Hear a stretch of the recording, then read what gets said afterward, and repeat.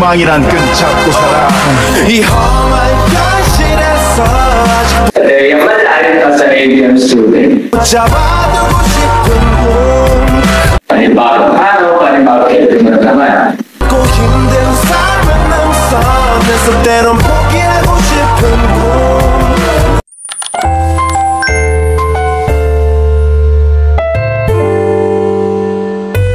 Shoutout nga pala sa mga athletics. Naging kami daw.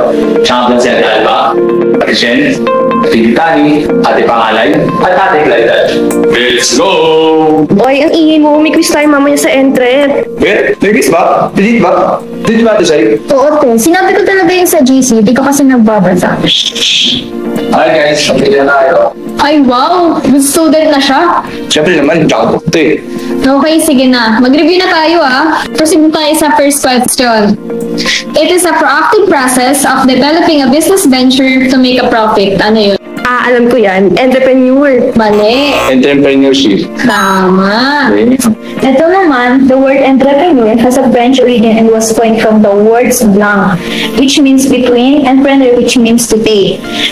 Entre? Tama. Let's see kung nakakasagot pa kayo kapag tinanong ko yung 8 societal and economic benefits of entrepreneurship. May alam ako dyan. Sige nga, bigay kayo ng tag-iisa. Sa akin it produces more jobs. Sa akin naman, amplifies economic activities of different sector of society. Ano yun? Ibig sabihin, kapag may bagong negosyo, hindi lang mismo ikaw ang kumikita. Kumikita rin ang mga supplier nila, no? Siyempre, for example, may bakery ka. Siyempre, kailangan mo ng supplier na ingredients like harina, like sugar. Kailangan mo ng supplier. At kapag kumikita ka, kumikita rin ng supplier. Get. Sa akin naman, introduce new and innovation product and services. Ikaw meron. Improves people's living standards. Sa akin naman, this presents the economic power and create equality. Controls the local wealth and balance regional development.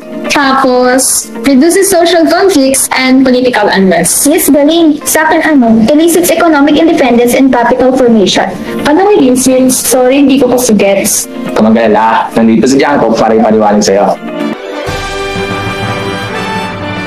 Ibig sabihin nun, dahil sa entrepreneurship, natututo ang mga tao na magsariling sikap at hindi lang umaasa sa ibang kumpanya o sa gobyerno para kumita. Grabe, baka ma-perfect na natin itong quiz, Siyempre naman.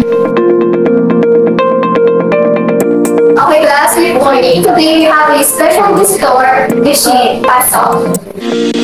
Good morning, students. Good morning, ma'am. So, yesterday, ang topic nyo raw ay about the 5 levels of entrepreneurial development. So, I'm here to observe kung may natutuhan nga ba kayo. Okay, class, keep the 5 levels of entrepreneurial development. Mary? Level 1, self-employed. How about you, Miss Shai? The manager po. Mr. Amparo? The leader or director po, ma'am. So, level 4, the investor. And the last one is the true entrepreneur.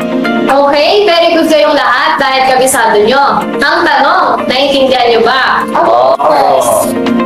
Okay, class, dahil very good kayo, bukas na lang ang exam.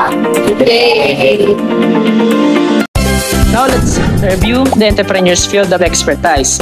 Number 1, Blanc puts technology at the core of his or her business model.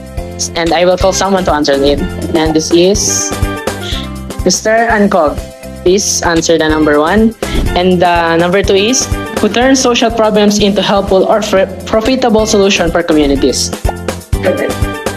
I will call Miss Arian Salamilaw. And the third is, Blanc is tasked to think, establish, and run a new big ideas or business.